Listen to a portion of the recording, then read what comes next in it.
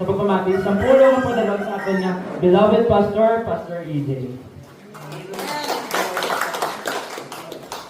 February, no? Sa mga balay February, mga balay iban, Valentine's. Tama? Mga balay lang, bulan or month of love.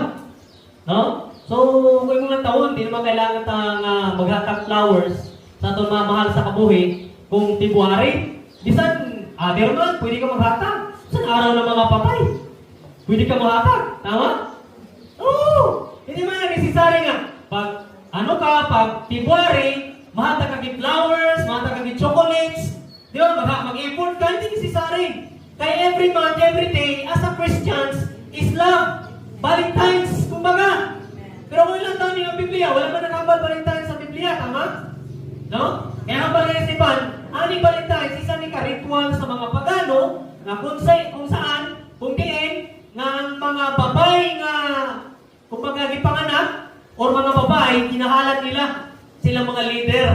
Kaya himong mga kalasuan ba? Ang magbunga sa sinang pagtatali, kung lalaki, pat yun. Pero ang magbunga babae, buyon. Nakamo na dating. Kita mga Christian, huwag pulos na mga muna nga bagay. It's useless. Mga-internuta sila. No? So, mga balayban, ano ba ng gugma, pastor? Many times, damo ko nag-iambal sa inyo, i-explain ko sa inyo kung ano ang gugma. But I want to repeat it again para maintindihan sa tanan. Amen? Eh sometimes, di na ito maintindihan not unless gina-repeat and repeat, ginasulit-sulit. Tama ba? Bisa ganit mga nanay na ito, ginasulit-sulit hambal, yan mo sulit-sulit sugo. Anak, obrahani. To, obrahani. Di ganyan mga kabalong mati. Tama? Amen. Kita nila, mga nanay na ito, kabalo rin sila. To, hindi na pala pag-amuna, ginasulit yapon. Di ba? Hindi makaintindi. So ano ang gugma? Ang gugma, what is love? Love is from God, an unconditional commitment towards what? Imperfect people, to seek their highest good, and which may require sacrifices for God's glory. So ano daw ang gugma? Ang gugma is from God.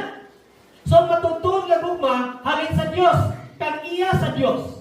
Kag kung ikaw may Diyos, di may gugma ka naman eh. Tama? Because God is love. Di ba? Ang supon, unconditional love. So mo yung pinaka-the best. Maghambal unconditional, walay makabisyor. Walay makatupong, walay makalabaw.